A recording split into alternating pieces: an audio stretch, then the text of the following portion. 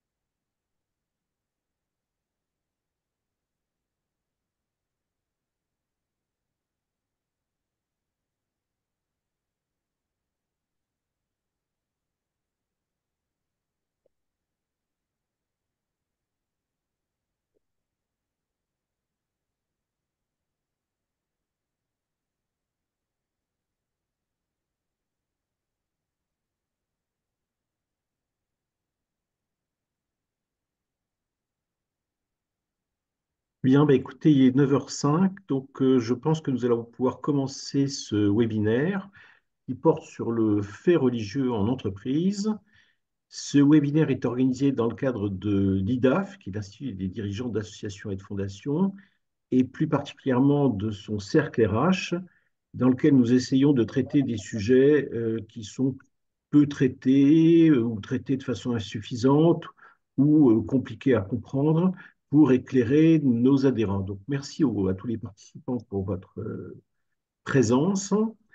Nous aurons trois intervenants sur ce sujet qui est assez complexe, qui vont nous donner trois prismes d'analyse et trois clés d'analyse et trois types d'outils sur ce sujet compliqué qui est le fait religieux en entreprise.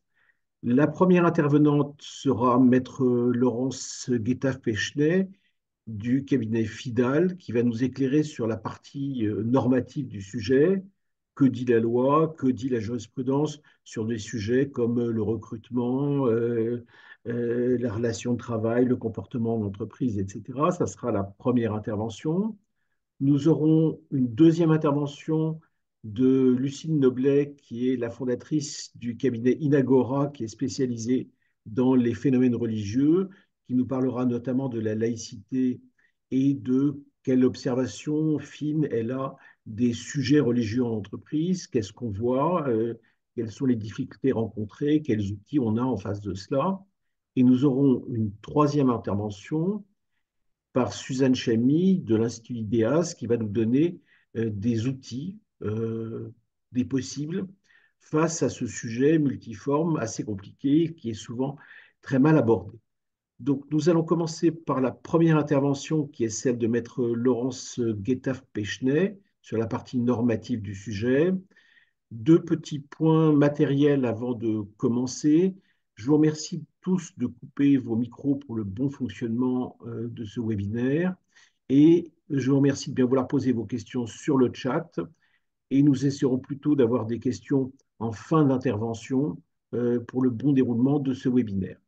Donc, merci à tous de couper vos micros. Merci pour votre participation. Et la parole est à Maître Laurence Guetta-Pechnay du cabinet Fidal. Merci beaucoup. Oui, merci Guillaume. Bonjour à tous. Alors, sujet en effet intéressant et épineux que tout chef d'entreprise, malheureusement, va connaître. Je dis malheureusement parce que c'est un sujet qui va falloir, un nouveau sujet qu'il va falloir aborder et régler dans l'entreprise. Alors, le fait religieux, alors, je vais passer très vite sur le premier slide puisque Lucie de Noblet aura également des informations à vous donner à ce sujet.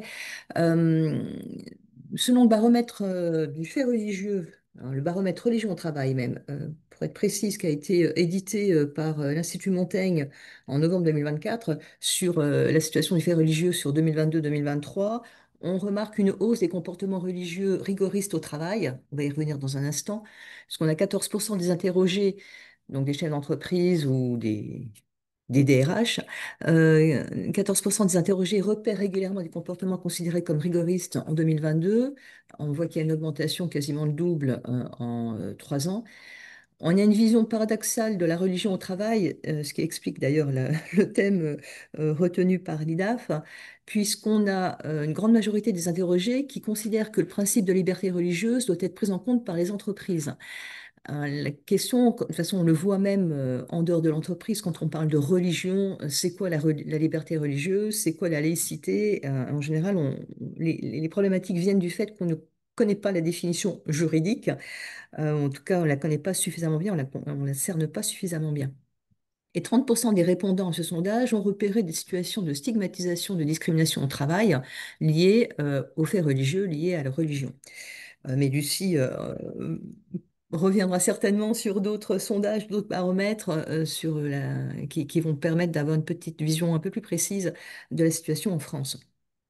On peut avoir le slide suivant, merci. Alors en fait, moi, le fait religieux en tant que juriste, je le mets en relation avec la liberté d'expression.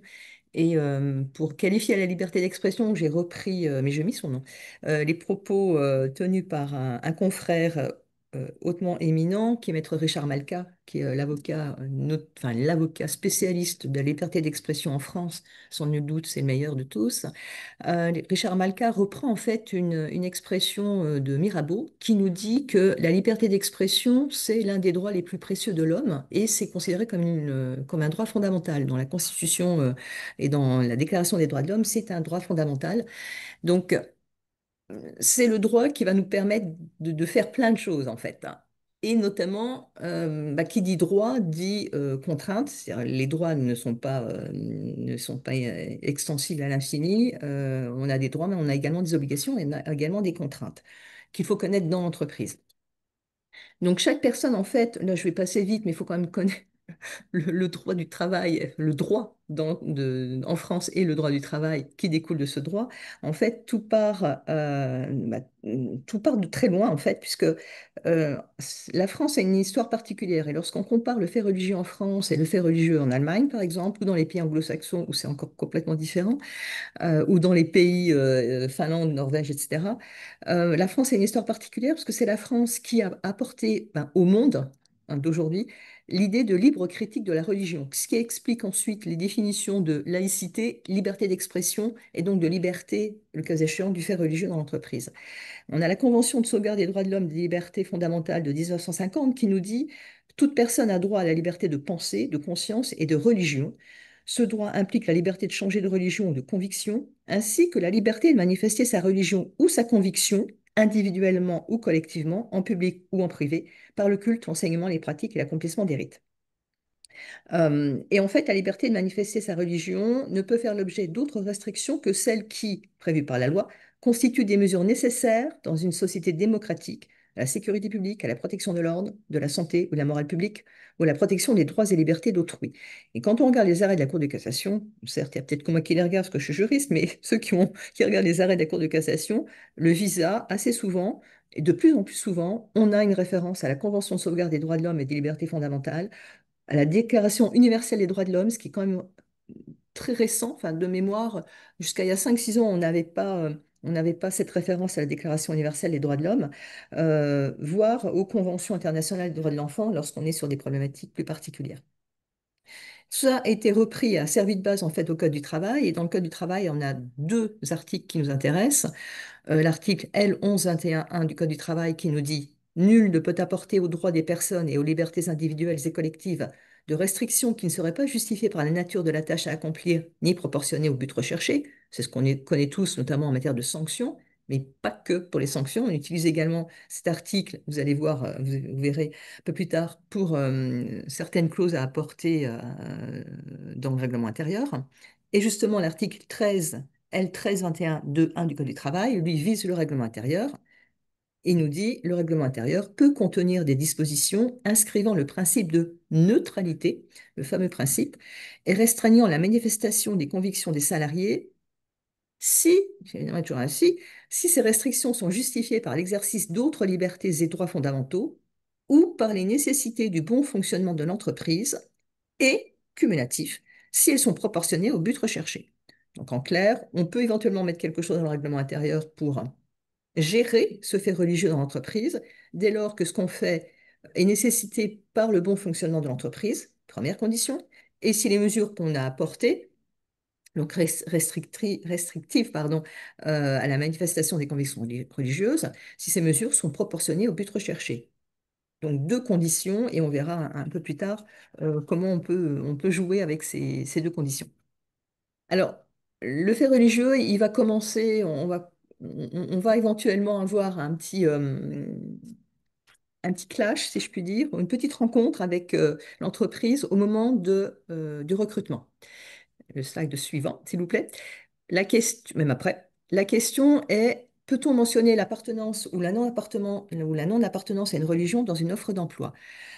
Dit comme ça, la réponse brute de décoffrage, on va dire, ben non, on ne peut déjà pas mettre grand-chose dans une offre d'emploi. Lorsqu'on doit mettre, et très précisément prévu par le Code du travail. On a deux articles encore dans le Code du travail desquels il découle, alors, article 5321-2 et L1132-1, desquels il découle que, par principe, on a une interdiction de toute référence aux convictions religieuses dans une offre d'emploi. Ce qui veut dire qu'on ne peut pas non plus subordonner un recrutement à une appartenance ou une non-appartenance à une religion. Si on fait cela, on est dans le cadre de la discrimination et vous savez on ne peut pas sanctionner ou refuser une promotion ou embaucher un candidat en raison d'une discrimination liée à l'âge, au sexe, aux opinions politiques, aux opinions religieuses notamment. On a quand même une exception, puisqu'on a quand même des entreprises dites cultuelles.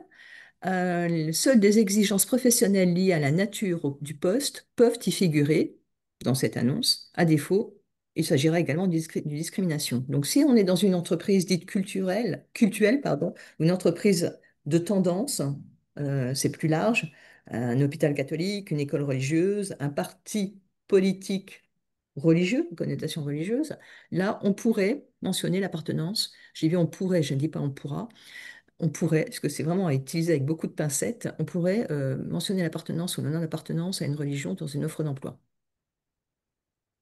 Personnellement, je ne le mettrai pas dans une offre d'emploi, je réglerai la question lors du recrutement lui-même. Mais on en reparlera également dans quelques instants, et notamment également avec Lucie, si j'ai bien compris l'introduction juste avant le début du webinaire.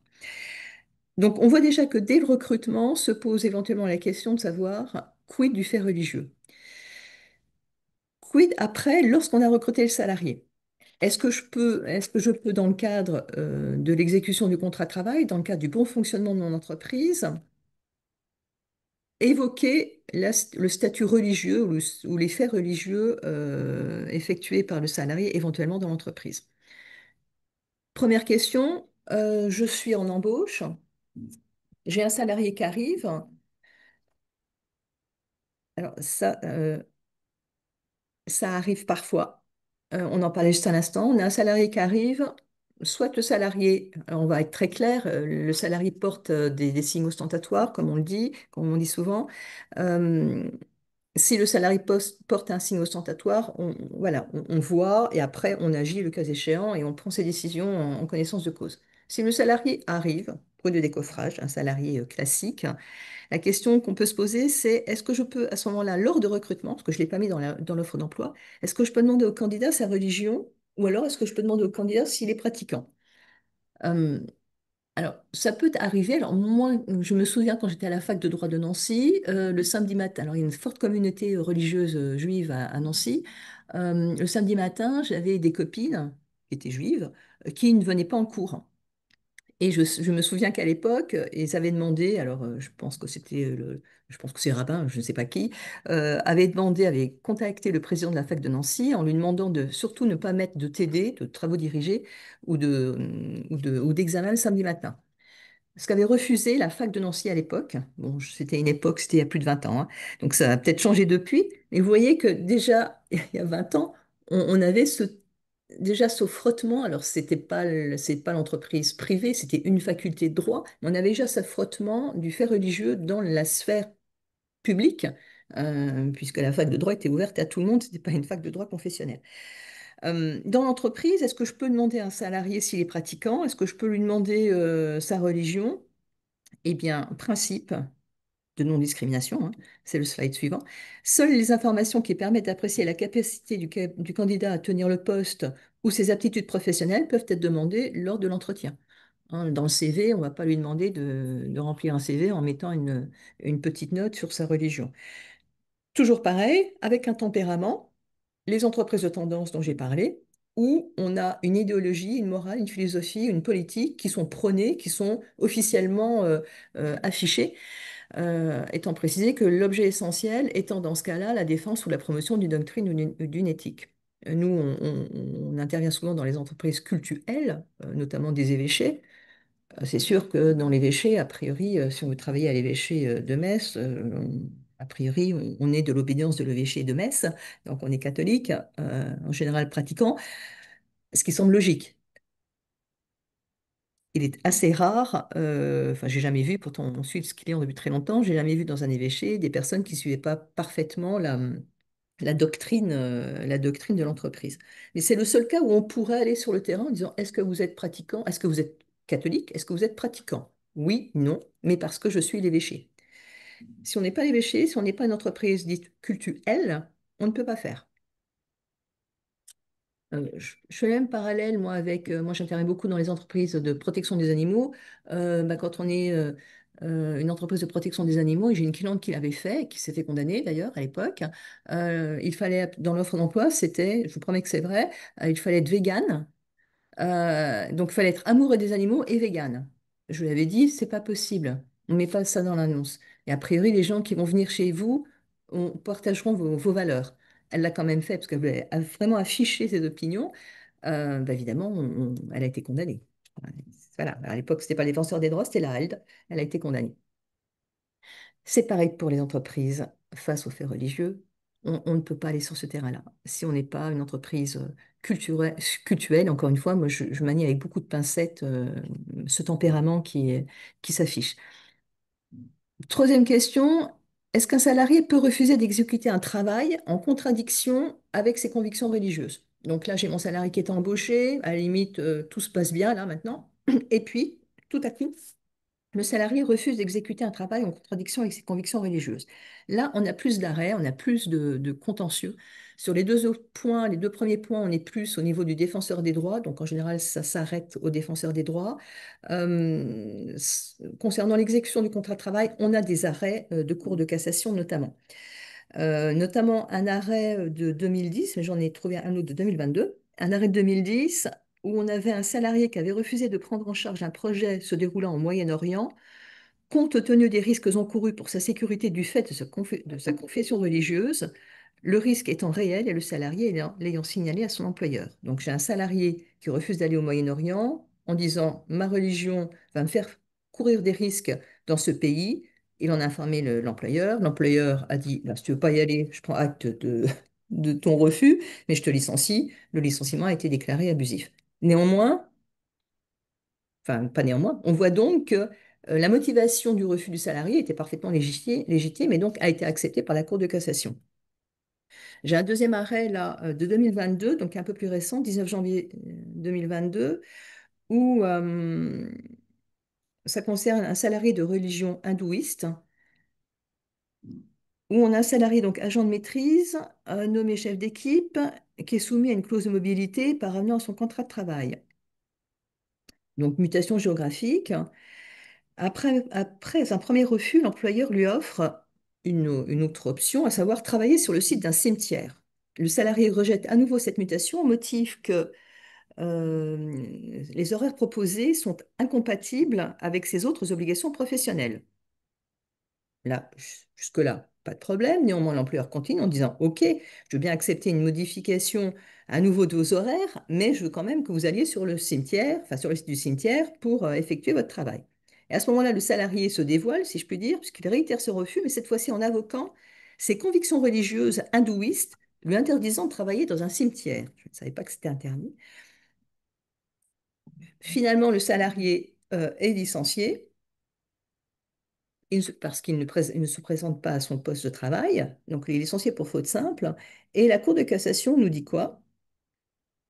Il faut petit 1 que la mutation disciplinaire soit justifiée par une exigence professionnelle essentielle et déterminante, et surtout, ce qu'elle nous dit, la Cour de cassation nous dit, l'employeur de respecter les opinions et les convictions religieuses de ses salariés. Il ne peut pas s'apporter de restrictions à cette liberté, sauf si elles sont justifiées par la nature de la tâche à accomplir, répondent à une exigence professionnelle essentielle et déterminante et sont proportionnées au but recherché. Et en fait, la Cour de cassation s'est dit, est-ce que le refus du salarié d'exécuter sa nouvelle mission est légitime ou pas? Oui, non. En l'occurrence, elle a considéré que c'était légitime parce qu'il avait prévenu son employeur. Donc là, on est vraiment dans le fait religieux qui est dans l'entreprise. En clair, vous avez 500 salariés. À la limite, il faudrait connaître les 500 religions de vos salariés, enfin la religion de vos 500 salariés, sachant que vous n'avez pas le droit de leur demander la religion qu'ils suivent, ou s'ils ont une religion. Mais un arrêt de 2022, et euh, on voit que la Cour de cassation aidé par le défenseur des droits d'ailleurs, va de plus en plus sur le terrain de petit 1. Est-ce que l'employeur a raison est-ce que la demande de l'employeur est légitime? Mutation, exécution d'un travail. Petit 2, avait-il connaissance, que là aussi c'est important, des convictions religieuses du salarié? Petit 3, l'employeur peut-il éviter le licenciement, grosso modo? Donc, peut-il éviter, peut-il revenir sur sa décision de demander à son salarié d'effectuer une tâche? Et petit 4, vu le contexte de l'affaire, évidemment, la Cour de cassation, à mon sens, a de plus en plus tendance à dire les convictions religieuses doivent être respectées et l'employeur doit s'adapter. Je dis ça au regard notamment des dernières décisions de défenseurs des droits dont je parlerai dans un instant, qui vont vraiment dans ce sens-là. Donc en clair, si on n'a rien fait dans l'entreprise, il faut vraiment commencer à se poser, et il est grand temps de se poser la question de savoir si on doit faire quelque chose, si on doit s'emparer de ce thème du fait religieux. Le slide suivant vous montre, enfin, vous donne des arrêts qui sont un peu plus anciens, ce qui prouve bien que ça date pas d'hier, et justifier le licenciement d'un salarié recruté en tant que boucher. Alors là, tout le monde connaît cette affaire, parce qu'elle avait fait quand même grand bruit, et pas que dans le landerneau juridique. Justifier le licenciement d'un salarié recruté en tant que boucher et n'ayant fait valoir aucune objection lors de son recrutement, qui a refusé d'être en contact avec la viande de porc et qui a donc été licencié à ce moment-là pour non-exécution de son contrat de travail. Ben de même, ce que je vous disais, une salariée, donc ça c'est un arrêt d'accord d'appel de Lyon de 89, une salariée qui refuse de nouvel horaire de travail qui lui imposait de venir travailler le samedi matin, dès lors qu'elle n'établit pas sans avoir informé l'employeur à son embauche, et notamment elle n'avait pas informé son employeur qu'elle pratiquait la religion israélite avec assiduité, donc ce qui l'empêche de travailler le samedi matin. Une cuisinière en 2002 qui refuse de goûter les plats de viande non halal et de toucher les bouteilles de vin en raison de ses convictions religieuses. Là aussi, le licenciement a été considéré comme fondé, à chaque fois parce que l'employeur n'avait pas été informé jusqu'alors de la religion pratiquée par le salarié. Alors après, il y a des contextes particuliers. On a d'autres arrêts où des salariés ont refusé d'exécuter certaines tâches qu'ils exécutaient auparavant. Et à un moment donné, ils ont refusé en objectant un fait religieux qui était quand même plus ou moins connu. Néanmoins, le licenciement a été retenu par la Cour de cassation, mais c'est toujours très factuel, très factuel. On n'a pas une ligne. Euh, Moi, je suis incapable chez mes clients de dire si on fait ci, ça et ça, on est tranquille. On essaie de border au maximum. Je pensais que la clause de neutralité était quasiment béton, entre guillemets, et nous permettait d'éviter les soucis, mais je vais vous en parler dans quelques instants, c'est pas vraiment, c'est plus le cas. En tout cas, avec le défenseur des droits actuel, c'est plus le cas. On a la même problématique également avec la visite médicale. Est-ce qu'un salarié peut refuser la visite médicale obligatoire, celle qu'on connaît tous, en raison de ses convictions religieuses? Non. Quand même, à ce jour, la Cour de cassation nous dit, alors c'est un arrêt de 86, il n'a pas eu des masses, il n'y en a pas eu énormément dans ce domaine-là. Le salarié est tenu de se soumettre à la visite médicale, qui est une obligation pour tous les salariés. Là, on oppose les convictions religieuses à l'obligation de sécurité de l'employeur. Et donc, c'est une faute de refuser de se rendre à la visite. Et donc, on a un arrêt de 86 qui nous le confirme. Alors, autre, on va passer, parce que c'est ce que je viens de dire. Voilà.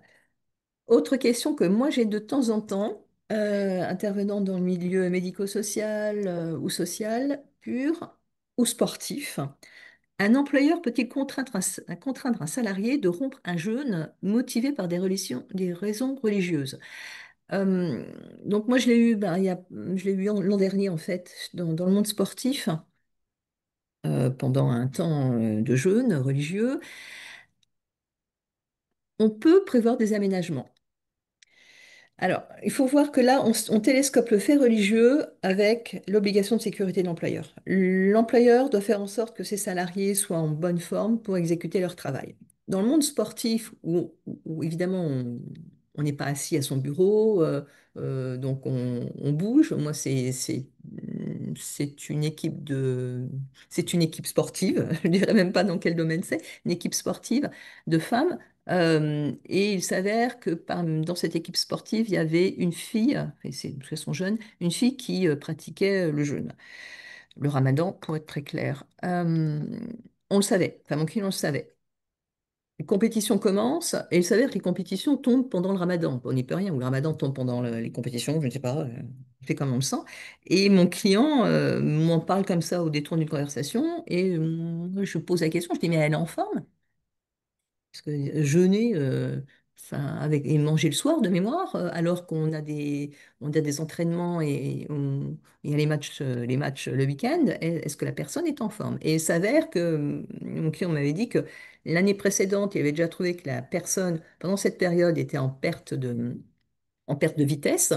euh, et il craignait donc que cette année, bah, ça soit pas terrible. Et il m'a posé la question, qu'est-ce que je peux faire? C'est une très bonne question.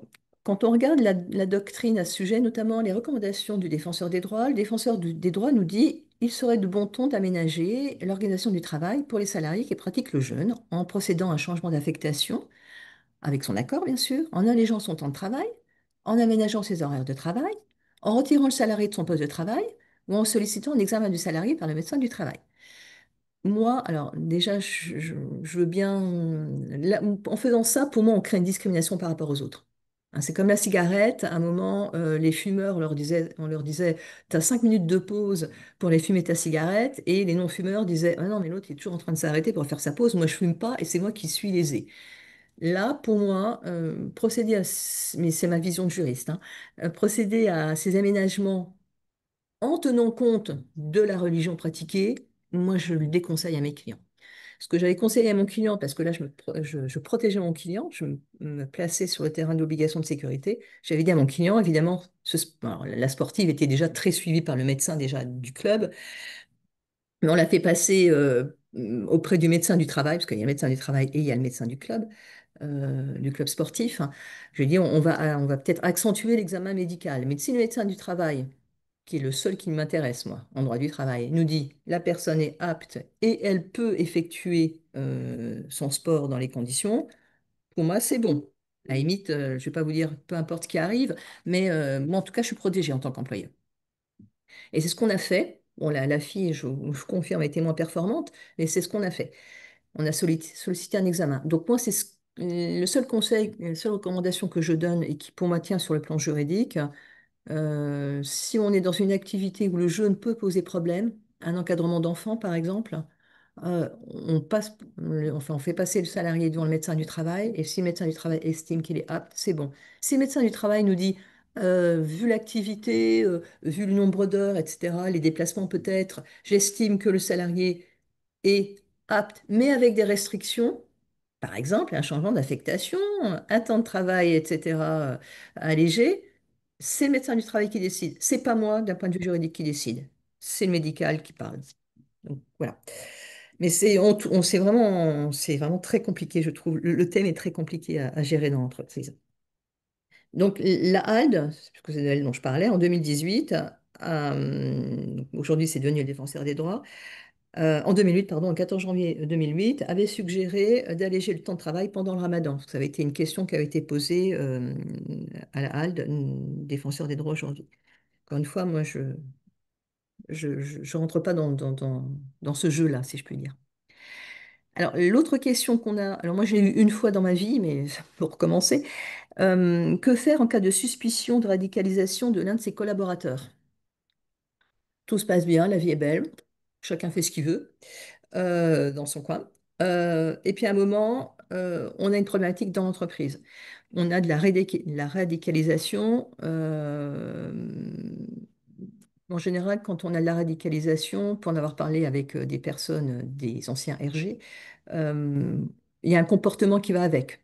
Un nouveau comportement alimentaire, vestimentaire, linguistique, relation avec l'argent, les propos tenus également, un rejet de l'autorité. Donc on a quand même plein de petits indices, alors que seuls les professionnels sauront évidemment interpréter bien mieux que nous, parce que moi, c'est pas mon job, mais on voit quand même qu'il se passe quelque chose. Alors évidemment, si on a des propos, c'est ce qui est le plus visible, là, on peut s'en emparer. Et moi, j'avais eu le cas dans la grande distribution il y a 7 ans, 7 8 ans, ouais, 7 ans plutôt, où un manager avait rapporté au directeur du site des propos qui lui semblaient inadaptés déjà dans le cadre du travail. Alors, c'est des propos qui étaient tenus dans les vestiaires hein, par une personne. Et il s'avère que cette personne, en même temps, avait changé vraiment de comportement, refusait, alors qu'avant, cette personne, ce qui posait problème, cette personne manageait une équipe composée d'hommes et de femmes, cette personne ne s'adressait plus qu'aux hommes, donc ne s'adressait plus aux femmes. Habituellement, ils faisaient des repas de temps en temps, tous ensemble, repas d'équipe, et là, les repas étaient faits uniquement avec les hommes. Les femmes enfin, quand les femmes rentraient dans la pièce, eh bien, ils quittaient la pièce. Il était censé les manager quand même, donc il n'y avait plus de management en plus. Donc on arrive à la question d'un point de vue droit du travail. Enfin, le salarié ne faisait plus son job, donc évidemment on l'a sanctionné, il n'est pas resté. Mais pour ce motif-là, derrière, il y avait quand même une suspicion de radicalisation. Et mon client, il s'avère qu'à cette époque, j'étais en relation avec les RG, on va dire, parce qu'il y avait toute une politique qui avait été menée, notamment au niveau du MEDEF, sur ce thème de la radicalisation. Et mon client a donc contacté, alors vous avez un site internet aujourd'hui qui s'appelle stopdjihadisme.gouv, en l'occurrence c'était cette religion-là, et on a également un numéro vert qui donne accès à une plateforme d'assistance aux familles qui sont concernées par ces faits de prosélytisme. C'est arrivé une seule fois, et on a réglé la question du salarié d'un point de vue droit du travail. J'ai pas eu de contentieux. Après, qu'est-ce qu'il en est advenu de la plainte, entre guillemets, la plainte, enfin, de, oui, de la plainte portée par mon client auprès du site anti-radicalisation, si je puis dire, le Centre national d'assistance et de prévention de la radicalisation, ça j'en sais rien parce qu'on n'a pas été tenu informé, évidemment. Sachant qu'évidemment, toute dénonciation mensongère est une dénonciation mensongère et donc peut être traitée comme telle au pénal. C'est-à-dire que lorsqu'on saisit le site internet, en général, dans mon cas, je sais que la police était venue voir mon client, mais il connaissait bien également les policiers. Donc c'était réel, mais si on a des dénonciations mensongères, c'est du pénal, c'est qualifié pénalement et on a une amende, évidemment, qui est prévue par l'article 226-10 du Code pénal. Ça veut donc dire que même en tant que manager, il faut être informé de tout cela, puisque ce n'est pas le dirigeant qui a connaissance de tout cela. En général, le dirigeant est informé de tout ça tout à la fin, le DRH aussi d'ailleurs, assez souvent. Donc il faut que les strates intermédiaires, les managers intermédiaires soient informés de leurs droits, de leurs obligations, de ce qu'ils peuvent faire, de ce qu'ils ne peuvent pas faire, de ce qu'ils ne doivent pas faire, pour faire remonter les informations qui seront traitées ensuite par le service RH ou les services adéquats chez vous.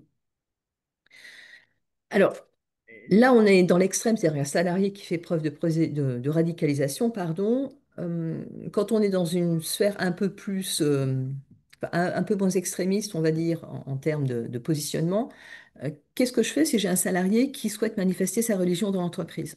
Et ça aussi, on le voit, c'est le slide suivant, enfin, ce sont les slides suivants, encore. On le voit de temps en temps, et je dirais même de plus en plus. Alors, moi, je suis à Metz, donc dans le Grand Est, on le voit pas mal, je dois dire. Et on a trois frontières hein, autour de nous. Au sein des entreprises privées, qui ne sont donc pas des entreprises dites de tendance ou cultuelles, on va dire, le salarié peut librement exprimer ses convictions religieuses. C'est ce qu'on appelle la liberté d'expression, ce qu'on a vu tout au début. Par conséquent, on ne peut pas, dans le règlement intérieur, qui est notre document, voilà, dans l'entreprise, on ne peut pas prévoir une interdiction générale et absolue des discussions religieuses ou de la manifestation des manifestations verbales des convictions religieuses. Quid des objets religieux, puisqu'on a dans la sphère publique la notion de signe ostentatoire. Est-ce que cette notion de signe ostentatoire s'applique également dans l'entreprise? C'est le slide suivant. Euh, donc la question, est-ce qu'on peut interdire ces signes ostentatoires dans l'entreprise, dans les locaux? Les salariés peuvent être autorisés, donc le peuvent, donc c'est pas sont, peuvent être autorisés à disposer des objets personnels, y compris religieux, dans leur espace de travail, sous réserve que cela ne cause pas un trouble objectif au sein de l'entreprise ou ne cause pas un risque en matière de sécurité. À chaque fois qu'on a eu à intervenir, que j'ai eu à intervenir dans ces matières-là, avec les problématiques des objets. Alors, c'est surtout dans les usines industrielles. Alors, c'est sûr que dans les usines industrielles, on a des équipements de protection individuelle qui, qui ne permettent pas de porter des signes religieux. Même alors, si on prend la religion catholique, si vous avez une grande croix, ça risque de se prendre dans les rouages de la machine. Donc là, on peut prévoir que pour des raisons objectives, il faut que ce soit objectif, donc des raisons objectives de sécurité, on interdit tous les signes religieux. Si je ne suis pas dans une entreprise industrielle avec des machines, donc un risque de sécurité, un risque de danger et donc de sécurité pour le salarié ou ses collègues de travail, la seule façon de m'opposer à l'utilisation d'objets religieux dans l'entreprise, c'est le trouble objectif euh, apporté par cette utilisation. Il faut que ce soit un trouble, il faut que ce soit objectif. Et là, c'est le début des problèmes, parce qu'il va falloir démontrer que c'est un trouble, il va falloir démontrer que c'est objectif et que ça n'a rien à voir avec la religion. Euh, et là, on est vraiment aux frontières du problème. L'autre question également qu'on se pose, là, ce sont des questions qu'on s'est posées, enfin que des clients m'ont posées, donc que j'ai récupérées. La direction peut-elle filtrer l'accès d'Internet pour interdire l'accès à des sites en lien avec la religion? Réponse, la connexion Internet qui est mise à la disposition des salariés par l'entreprise est un outil de travail professionnel. Il est donc possible de filtrer l'accès aux sites Internet qui n'ont pas de finalité professionnelle. On n'a pas d'obligation, mais logiquement, enfin, à Fidal, nous, on a des chartes, comme beaucoup, des chartes d'utilisation des réseaux. On a l'interdiction d'aller sur des réseaux, enfin, sur des sites particuliers. Et même pour choisir ses vacances, par exemple, si vous allez sur des sites d'agences de voyage, le personnel administratif, est bloqué. Donc, on peut faire la même chose, on peut bloquer. Autre question, quid si j'ai un salarié qui se met à prier sur son lieu de travail? Je fais quoi? Et moi, je l'ai eu il y a quelques années où du jour au lendemain, j'ai eu des salariés qui sont mis à prier euh, là où passaient les clients et notamment les dirigeants, s'agissant d'une entreprise internationale. Et donc, c'était des dirigeants étrangers, allemands et autrichiens. À l'époque, quand on m'a posé la question de savoir qu'est-ce qu'on fait, et la question m'a été posée par les dirigeants eux-mêmes, puisqu'ils ont vu les salariés et étant étrangers, ils ont tout de suite dit il faut voir l'avocate, ça c'est interdit, donc il faut qu'elle les licencie.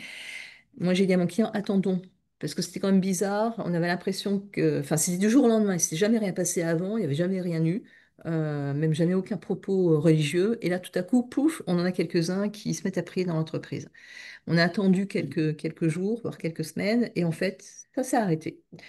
Donc pour moi, j'avais le choix, c'était soit de la provocation, soit nous avions réellement un problème dans l'entreprise qu'il allait falloir traiter. Et en fait, c'était uniquement de la provoque, et il n'y a jamais rien eu depuis. Donc il ne faut pas toujours réagir à chaud, il faut d'ailleurs rarement réagir à chaud en droit du travail. Il vaut mieux attendre, prendre son temps. Néanmoins, la réponse qu'on peut apporter à cette question, c'est qu'un salarié peut prier pendant son temps de pause. Pendant son temps de pause, il fait ce qu'il veut, dans son bureau ou ailleurs. On le voit souvent dans les toilettes, c'est-à-dire que les salariés se mettent dans les toilettes et prient, si cela ne perturbe pas l'organisation du travail. Parce que quand on dit un salarié peut prier tout seul enfin, peut prier pendant son temps de pause dans son bureau, bah non, si son bureau, il le partage avec d'autres, non. En revanche, s'il est tout seul dans son bureau qui ferme la porte, bah, il fait ce qu'il veut, hein. Il peut faire sa prière, il peut faire sa sieste, il fait ce qu'il veut. En revanche, si le salarié fait sa prière pendant le temps de travail ou s'il gêne l'exécution du travail, évidemment, bah, dans mon cas, il gênait au pluriel, c'était plusieurs, parce qu'ils étaient vraiment dans le couloir de passage. Déjà, les services supports avaient vu sur le couloir et donc sur l'endroit où ils priaient. Et moi, je passais par ce couloir et en fait, les clients, les extérieurs, passaient par ce couloir. Là, on aurait pu évidemment agir en leur interdisant. Encore une fois, je pense qu'on a bien fait de ne rien faire et d'attendre. Dernier point, avant d'arriver au règlement intérieur, le prosélytisme dans l'entreprise. Alors, le prosélytisme, c'est quoi? C'est un abus. C'est un abus de la liberté d'expression. Donc, il faut bien se connaître la définition de la liberté d'expression pour savoir ce qu'est l'abus et ce qui constitue donc le prosélytisme. En cas d'abus de la liberté d'expression par le salarié, c'est une faute qui justifie une sanction disciplinaire pouvant aller jusqu'au licenciement. On a quelques arrêts, alors qui sont pas récents. J'en ai pas trouvé de plus récents, mais je les ai peut-être pas trop, je l'ai pas peut-être bien cherché. Une aide à domicile adepte des témoins de Jéhovah qui fait de la propagande auprès des personnes âgées ou fragilisées. Cour d'appel de Nancy, non, c'est chez moi, du 30 juin 2006. Ce sont des faits, c'est un fait qui a été reconnu comme un fait de prosélytisme, donc susceptible de sanctions disciplinaires pouvant aller jusqu'au licenciement. Un animateur d'un centre de loisirs laïque lisant la Bible et distribuant des prospectus en faveur des témoins de Jéhovah aux enfants, Conseil des prud'hommes de Toulouse de 97, là aussi c'est considéré. Quelqu'un qui ponctue son activité professionnelle d'invocation et de chant religieux, cour d'appel de Basse-Terre, 2006, c'est également du prosélytisme. La même chose, un salarié qui profite de ses fonctions de formateur pour encourager d'autres personnes à rejoindre l'église de Scientologie, cour d'appel de Paris, 93, c'est du prosélytisme. Donc on a quand même quelques arrêts. Euh, En général, s'ils ne sont pas complètement extrémistes, ils savent jusqu'où ils peuvent aller. C'est pour ça, à mon avis, qu'on n'a pas trop de problèmes. Euh, je pense qu'à partir du moment où on met la clause de neutralité dans le règlement intérieur, à partir du moment où on commence à s'intéresser aux faits religieux dans l'entreprise, on risque, mais c'est une réaction humaine, que ce soit fait religieux ou pas, on risque d'avoir des réactions. Pour ma part, moi j'estime que la religion et l'entreprise, ce sont deux choses différentes. Et moi je suis un défenseur enfin, je défends ardemment la liberté d'expression et j'estime que voilà, il faut combattre, mais c'est ma vision des choses. Il faut combattre le fait religieux, sauf si on est une entreprise, sauf si on est une entreprise à tendance ou une entreprise culturelle. Évidemment, la question ne se pose pas. Il faut combattre cela parce que on a tellement de religions que demain, si tout le monde se met à fêter sa religion et à manifester sa religion dans l'entreprise, on n'aura plus jamais personne qui va bosser. On a les cathos, les juifs, les musulmans, on a les hindouistes, on a les témoins de Jéhovah, si on considère ça comme une religion, etc., etc. Là, on peut avoir un problème. Une autre question, c'est est-ce qu'on peut, est-ce qu'on doit accorder à un salarié un congé un jour de fête religieuse? On a pu avoir la question récemment, puisqu'on a eu quand même pas mal de fêtes religieuses ces derniers temps, on en a encore une bientôt.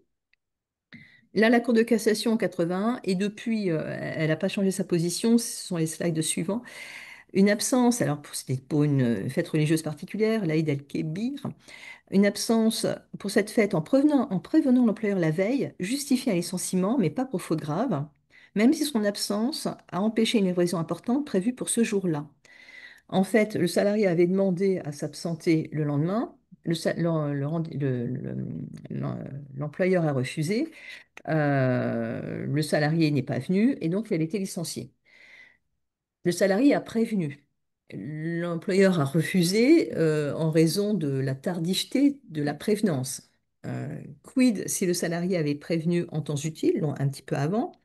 Eh bien, vous voyez, alors c'est le slide d'avant, s'il vous plaît. Sauf convention collective, j'en connais pas. Ou accord d'entreprise, très honnêtement, je n'en fais pas, moi, pour ce motif. Prévoyant un droit d'absence dans ce cas, le salarié qui souhaite prendre un jour de congé pour un tel motif religieux doit obtenir l'autorisation de l'employeur, parce que c'est une autorisation d'absence comme une autre. Cette demande peut être refusée par l'employeur. Ce refus ne doit pas être discriminatoire, donc évidemment, si je refuse son absence pour raison de fête religieuse, je ne refuse pas son absence parce qu'il est religieux ou parce qu'il est pratiquant, je refuse son absence pour des raisons objectives de troubles au fonctionnement de l'entreprise. Donc là, on est quand même un peu plus à l'aise, puisque en principe, si le salarié, et puis en général, les salariés sont suffisamment fut pour dire je demande un jour de congé ce jour-là, sans vous préciser que c'est parce que c'est un jour religieux, même si vous devinez que c'est pour ce motif-là. Pour terminer, je terminerai l'animation sur les clauses de neutralité. Donc, c'est vraiment après. Les clauses de neutralité dans le règlement intérieur. Vous savez, depuis quelque temps, c'est dans le Code du travail, vous pouvez mettre une clause de neutralité dans le règlement intérieur, en suivant évidemment tout le process de modification du règlement intérieur, avec votre CSE, dépôt au Conseil des prud'hommes, etc. Euh, on a un article du Code du travail, qui est l'article L 1321-3, qui précise les dispositions que peut contenir le règlement intérieur, donc des injonctions, des obligations et également des restrictions apportées notamment aux libertés individuelles et collectives des salariés. À chaque fois, il faut que la restriction soit justifiée par la nature de la tâche à accomplir et proportionnée au but recherché, deux conditions.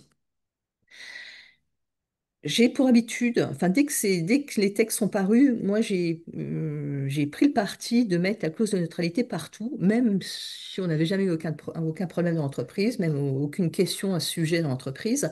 Mais je me disais déjà à l'époque, si un jour ça arrive, au moins j'ai ma clause qui est là. Clause que je retravaille de temps en temps en fonction de la jurisprudence. Et très honnêtement, jusqu'à il y a peu de temps, je me disais, ma clause est certainement à parfaire, hein, parce que personne n'est parfait dans ce bas monde, mais elle était, je pensais que j'étais relativement tranquille. En tout cas, mes clients étaient relativement tranquilles. Et on a trois décisions du défenseur des droits, pardon, 14 mars, 26 mars, 9 avril 2025. Je vais vous lire ce que nous dit la défenseur, mais moi je dis le défenseur des droits. Le défenseur des droits a qualifié de discriminatoire la rupture de la période d'essai et le refus d'embauche de salariés portant le foulard islamique, et ce, alors même que les entreprises concernées disposaient de leur clause de neutralité insérée dans leur règlement intérieur. Dans la première affaire qui date du 14 mars, oui, le défenseur rappelle que, entre guillemets, maintenir un environnement de travail harmonieux et respectueux ne suffit pas à démontrer que l'objectif poursuivi au travers de l'introduction d'une telle clause dans le règlement intérieur repose sur un besoin véritable. En fait, l'employeur a été attaqué devant le défenseur des droits par une salariée. Une salariée. Euh, L'employeur a dit, attendez, dans le règlement intérieur, j'ai une clause de neutralité. Au surplus, cette clause a été mise dans le règlement intérieur afin de maintenir un environnement de travail harmonieux et respectueux. Le défenseur des droits a dit que la clause et ce but poursuivi ne démontrent pas que l'objectif poursuivi repose sur un besoin véritable de l'entreprise. Deuxième affaire, l'affaire qui a donné lieu à la décision du défenseur des droits le 26 mars. On nous dit, la clause n'ayant même pas été invoquée pour refuser l'embauche de la candidate, qui questionnait d'ailleurs son existence au moment du processus de recrutement, le défenseur des droits estime que l'entreprise ne pouvait pas se prévaloir de la clause interdisant le port du voile dans l'entreprise. Donc là, il faut vraiment blinder sa clause neutralité. En l'occurrence, je pense que l'employeur s'est fourvoyé. Quand on a une salariée qui, lors de l'entretien d'embauche, demande si elle peut porter le voile et qu'on ne répond pas ou qu'on répond à côté, on ne peut pas ensuite lui objecter que le port du voile est interdit par le règlement de l'entreprise. Il aurait fallu réagir tout de suite lors de l'embauche. De même, sur cette même question du port du voile, le 9 avril, donc c'est pas vieux, une élève scolarisée, mais qui effectue un stage, donc attention parce qu'on a tous des stagiaires, je pense, un jour, une élève scolarisée, mais qui effectue un stage en milieu professionnel, n'est pas tenue, selon le défenseur des droits, de se conformer aux dispositions qui encadrent le port de signes religieux dans les écoles. Elle est donc libre de porter un signe ou une tenue manifestant ostensiblement son appartenance religieuse si le règlement intérieur de l'entreprise ne l'interdit pas. Donc je pense qu'il est, enfin en tout cas moi je continue à le faire, je vais continuer à mettre une clause de neutralité dans les règlements intérieurs, clause que je vais améliorer en fonction de ces trois décisions, enfin deux décisions, parce que la troisième me donne raison. Et vous voyez que si on veut un tantinet réglé, mais je sais que Lucie aura d'autres bonnes idées ainsi que l'autre intervenante, si on veut un tantinet réglé ou tenter de régler sur le plan juridique la situation du fait religieux dans l'entreprise, à minima, il nous faut une clause dans le règlement intérieur, une charte. Moi, j'ai des clients maintenant qui vont également sur les chartes de bonne conduite. Et dans ces chartes de bonne conduite, on va également un peu sur le fait religieux. Personnellement, je ne le ferai pas parce qu'ils le font contre mes recommandations. On ne suit pas toujours ce que je dis. Mais à minima, la clause de neutralité. Et vous voyez, le dernier document que je vous ai cité date du 9 avril, donc on est vraiment, le sujet touche vraiment à l'actualité. J'ai été un peu longue, je suis désolée, mais je passe. Merci infiniment, Laurence, pour cette brillante intervention qui était utile pour tous. Et donc maintenant, nous avons Lucie Noblet du cabinet Inagora, et je la prie de m'excuser de ce petit retard dans le timing, mais l'intervention de Laurence était utile et indispensable. Lucie, c'est à vous. Merci beaucoup. Merci Guillaume, merci Laurence de ton intervention. Donc Lucie, je suis fondatrice et directrice d'un cabinet qui s'appelle Inagora et qui est spécialisé sur la question du fait religieux de façon assez globale. On intervient sur le sujet qui nous rassemble aujourd'hui, ce que j'appelle la gestion interne aux entreprises sur la question du fait religieux, mais on intervient également sur des questions d'études sur des groupes religieux dans différents pays, sur la veille de ce que peuvent dire les acteurs religieux. Mais bon, c'est un autre sujet, mais donc on traite de la question religieuse de façon assez globale. Et nous accompagnons, nous conseillons, nous formons au sein des structures, beaucoup dans le privé, mais également dans les structures publiques. Donc, on a une approche assez globale de ce sujet, parce que le droit est différent que si l'on est dans une structure publique ou si on est dans une structure privée. Et donc, on accompagne pour essayer de formaliser les politiques internes, parce qu'on peut avoir une certaine marge de manœuvre, comme l'expliquait Laurence. Donc, on peut avoir une clause de neutralité ou pas. Donc, on accompagne pour savoir si c'est opportun ou pas en fonction de la structure. Et on fait beaucoup de formations sur ces sujets. Voilà, slide suivante, Marjolaine. Merci. Alors, on m'a demandé de parler d'abord un peu du contexte dans lequel on est, parce qu'on parle beaucoup de ce sujet aujourd'hui, mais on n'en parlait pas il y a 30 ans, on en parlait moins, et ça a pris une dimension différente. Alors, ce fait religieux, d'abord, peut-être qu'il faut dire ce que c'est que fait religieux. C'est une expression un peu nouvelle, parce qu'autrefois, on parlait plutôt de la religion. Le fait religieux, en fait, ça fait référence à tout ce que la religion a, enfin, à la dimension pratique de la religion. On n'est pas dans l'aspect proprement spirituel ou théologique, on va regarder l'impact de la religion, l'impact culturel, l'impact économique, l'impact sociétal. Donc on regarde la dimension pratique, la mise en pratique. C'est un fait qui est complexe, sensible et c'est un enjeu de management. C'est un sujet complexe à trois niveaux. D'abord, parce qu'il y a une dimension individuelle. On peut chacun être croyant, non croyant, et on se pose la question de savoir ce qu'on fait de ça. Est-ce qu'on le garde pour soi? Est-ce qu'on le vit uniquement dans sa sphère privée ou est-ce qu'on le vit à l'extérieur ou pas? Au niveau sociétal, la question de la religion a un impact aussi parce que, il y a des évolutions sociétales. Il y a eu des périodes avec de forte présence chrétienne, d'autres, puis il y a des évolutions, une certaine sécularisation, une évolution de la présence musulmane. Voilà, donc avec l'évolution de la société, voilà, c'est un impact sociétal fort.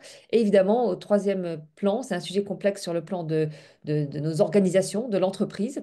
Comment est-ce que, parce que ça pose la question, ces sujets rentrent dans le sujet de l'entreprise ou des structures associatives ou dans lesquelles on travaille, donc dans la sphère professionnelle. Ouais, donc ça rentre, et c'est évidemment ces trois niveaux ont une interaction entre eux. Ensuite, c'est un sujet sensible. Non, non, non, reste là. C'est un sujet sensible parce qu'on a chacun nos propres convictions. On peut être croyant ou non. Et parfois, il y a une certaine incompréhension entre croyant et non-croyant. Il y a une vision du monde qui est différente. C'est vraiment un sujet qui peut déterminer notre identité et qui peut être vraiment important dans la façon dont on agit. Donc voilà, c'est vraiment c'est d'abord sensible à ce sujet-là et sur ce point-là, mais c'est aussi un sujet sensible parce qu'en France particulièrement, en raison de notre culture et de l'évolution historique, on parle souvent de la laïcité à la française. La laïcité, je vais expliquer un petit peu après ce que c'est que cette laïcité, mais le développement historique qu'on a connu en France fait que c'est un sujet, la question religieuse est un sujet sensible en France. Et c'est important de comprendre que la laïcité ne s'est pas construite du jour au lendemain, elle s'est construite sur le temps long. Il y a une grande rupture au moment de la Révolution. On passe d'un régime de monarchie avec une monarchie de droit divin à avec différents formats, différents régimes par la suite, mais il y a une rupture qui met fin à cette monarchie de droit divin où le monarque avait une double légitimité politique et religieuse. Donc, au moment de la Révolution, il y a vraiment un rejet de cette organisation précédente, de la place de l'Église, parce que l'Église avait une place importante dans la société. Elle a fortement contribué à à l'art, à la culture, à l'organisation des soins. Enfin, je vais pas, voilà, même enfin, tout ce qui est organisation territoriale, même par le maillage paroissial. Donc, voilà, il y a un rejet fort. Ensuite, avec le Concordat, il y a après la Révolution, la Révolution a été une période très violente qui a vraiment marqué notre approche de la religion. Je ne peux pas rentrer dans l'historique aujourd'hui, mais il faut vraiment comprendre qu'il y a des étapes fortes qui ont fait que la laïcité s'est construite tout de suite. Elle ne s'est pas construite à la Révolution, la laïcité. Il y a eu un concordat où on n'était pas dans un régime de séparation avec Napoléon.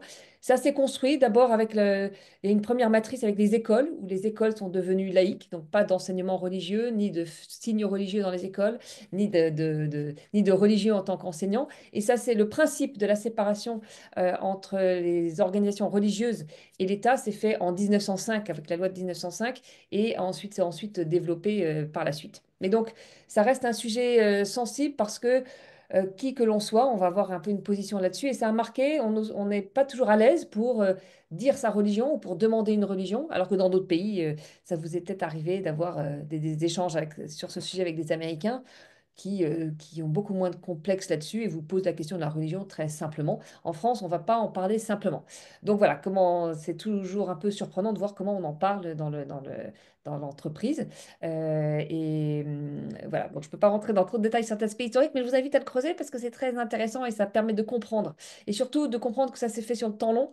Je le dis parce que dans une formation un jour, j'ai une jeune femme musulmane qui m'a interrogée en me disant, mais la laïcité, c'est contre nous. Et là, je me suis vraiment dit que la dimension historique est importante à comprendre parce que la laïcité, elle s'est pas du tout construite contre l'islam. Elle s'est plutôt construite contre l'Église catholique au départ. Et aujourd'hui, les catholiques sont tout à fait, adhèrent tout à fait au ce principe de la laïcité. Donc, il y a pas de, donc, il y a une évolution et voilà, il y a une adaptation qui s'est faite au fur et à mesure. La laïcité continue à se construire. Mais voilà, c'est important de comprendre que l'objectif de la laïcité, c'est pas d'être contre l'islam ou contre une autre religion. Enfin, c'est un enjeu de management parce que vous avez évoqué, Laurence a évoqué les différents sujets. Je pense que vous avez des questions là-dessus. On est parfois un peu démuni pour savoir comment y répondre ou un peu mal à l'aise parce qu'on ne sait pas trop comment on peut prendre ce sujet. Est-ce que je peux parler de ça? Comment est-ce qu'en tant que dirigeant d'une association, d'une entreprise, jusqu'où je peux aller? Qu'est-ce que je peux interdire? Il y a un certain nombre de règles que Laurence a évoquées. Il y a des choses qu'on peut faire, mais il y a des choses qu'on ne peut pas faire. Voilà, donc c'est un enjeu de management qui est important pour ne pas avoir de problèmes juridiques et pour surtout avoir un collectif de travail qui est important. Parce qu'évidemment, il y a un double enjeu. Il y a un enjeu individuel et un enjeu collectif. Un enjeu individuel, moi, qu'est-ce que je peux faire en tant qu'individu? Qu'est-ce que je peux exprimer dans le cadre de mon travail? Et en tant que dirigeant ou que RH ou que manager, comment est-ce que je peux assurer un collectif de travail avec des personnes qui ont des convictions différentes, religieuses ou autres d'ailleurs, hein, la problématique est la même. Slide suivante. Alors, on parle souvent de la laïcité à la française, ou vous avez peut-être souvent entendu dire que chez nous, c'est la laïcité. Alors, il faut comprendre ce que c'est que cette laïcité, quel est son périmètre, et où ça s'applique. Alors, je me permets de vous lire ces articles qui construisent cette laïcité. D'abord, la loi de 1905, donc, qui pose le principe de la séparation. Alors, le titre de la loi, c'est la séparation des églises et de l'État. Aujourd'hui, on dirait plutôt des religions ou des organisations religieuses. Article 1. La République assure la liberté de conscience, elle garantit le libre exercice des cultes sous les seules restrictions édictées ci-après dans l'intérêt de l'ordre public. Article 2, la République ne reconnaît, ne salarie ni ne subventionne aucun culte. Donc ça pose le principe du respect de la liberté de conscience, du respect de la liberté de culte et le principe de la séparation. La République ne reconnaît, ne salarie ni ne subventionne aucun culte. Donc c'est aussi le principe du pluralisme religieux. Et ensuite, le mot laïque n'apparaît pas dans la loi de 1905, il apparaît dans la Constitution de 46 qui a été ensuite reprise par la Constitution de 58. La France est une république indivisible, laïque, démocratique et sociale. Donc ce mot apparaît. Et on n'a pas une définition juridique de ce que c'est que la laïcité, mais on a quelques éléments qui permettent de comprendre. Slide suivante. Alors, quels sont les piliers de la laïcité pour le comprendre? Là, je vous ai donné les éléments de la loi. Ça a été, il y a des éléments de jurisprudence et puis surtout, il y a pour le centenaire de la loi 1905, le Conseil d'État a écrit un rapport sur le sujet qui permet de voir quels sont les éléments qui constituent la laïcité. D'abord, le premier pilier, c'est de garantir la liberté de conscience et de culte. Et ça, souvent, on a l'impression que la laïcité, c'est quelque chose qui interdit la religion, mais au contraire, quand on regarde la loi, on voit que c'est pour garantir la liberté de conscience et de culte. Deuxièmement, pour garantir l'égalité de traitement de tous les citoyens. Qui que l'on soit, quelles que soient nos croyances, religieuses ou pas, on doit être traité de la même façon par l'État et par la République. Et donc ça, en fait, il n'y a pas de reconnaissance particulière d'une religion ou pas. Toutes les religions peuvent exister à partir du moment où il n'y a pas de problématique d'abus. Et troisièmement, la séparation des institutions publiques et des organisations religieuses. Chacune est dans son domaine. Il n'appartient pas à l'État de dire la loi, ni aux religions de dire... enfin, il n'appartient pas à l'État, pardon, de dire la foi. Il n'appartient pas aux religions de dire la loi. Donc chacun dans son domaine, ce qui n'empêche... On peut avoir un dialogue, et on a vu le dialogue, on voit le dialogue régulièrement entre les mairies, entre le président, avec les différentes structures religieuses. Donc les relations peuvent exister, mais chacun est dans son domaine. Et quatrièmement, principe important, mais la laïcité ne se résume pas à cette laïcité, à cette neutralité, pardon. Le quatrième pilier, c'est la neutralité de l'État, de ses institutions et des fonctionnaires.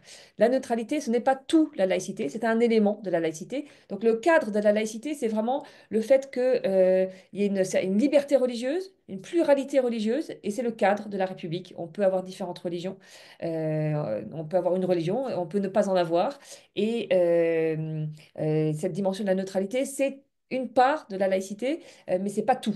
La laïcité ne se résume pas à la neutralité.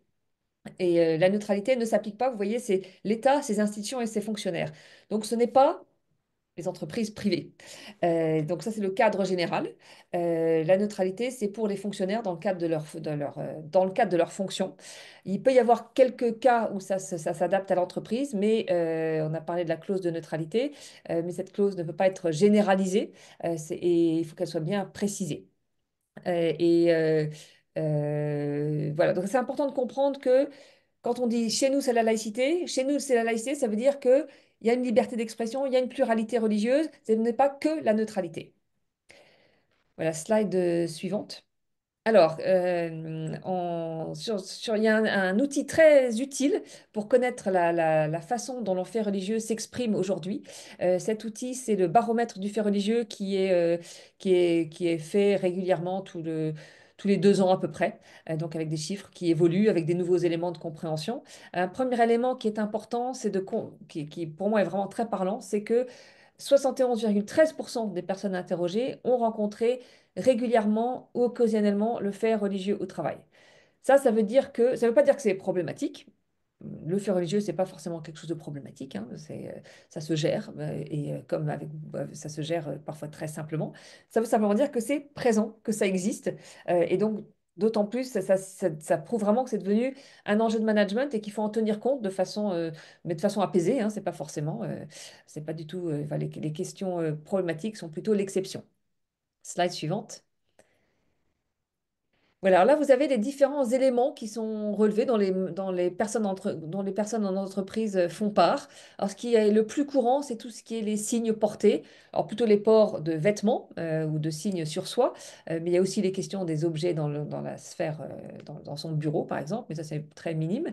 Donc port de signe, demande d'aménagement, absence et aménagement du temps de travail. Donc ça peut être des demandes de jours de congé, ça peut être un aménagement temporaire pour les temps de jeûne ou plutôt permanent, ne pas vouloir travailler le vendredi après-midi pour Shabbat, par exemple. Alors, il y a un élément qui est un peu un élément d'alerte dans ces chiffres, c'est les comportements vis-à-vis des femmes. Et ça, c'est récent ça fait 2, 3 fois que le baromètre en parle. Et ça a légèrement augmenté, parce que la dernière fois, c'était à 13%, ça, c'est à 15%. Comportement vis-à-vis des femmes, ça comporte à la fois le refus de travailler avec une femme, le refus de travailler sous les ordres d'une femme, le refus de serrer la main d'une femme. Alors, ça peut être dans les deux sens, hein, ça peut être femme ou homme, mais ce qui a été plus constaté, c'était ces comportements, ces agissements sexistes à l'égard de femmes. Et ça, pour moi, c'est une alerte importante, euh, parce que ça doit, voilà, il y a des choses qu'on peut accepter, il y a des choses qu'on n'a pas acceptées. Les agissements sexistes, on n'a pas à les accepter, quels que soient les fondements.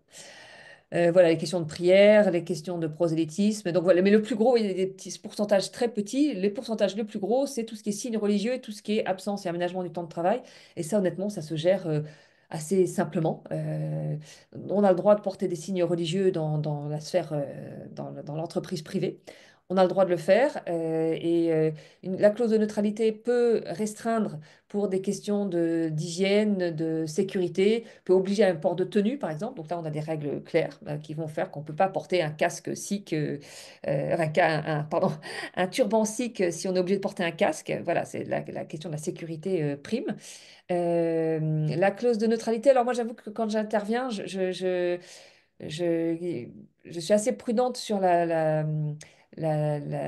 le fait d'intégrer une clause de neutralité. Je suggère plutôt de le faire uniquement pour les personnes qui sont en contact avec la clientèle, parce que là, il y a une jurisprudence assez qui évolue et qui accepte plus facilement la clause de neutralité quand on a des contacts avec la clientèle.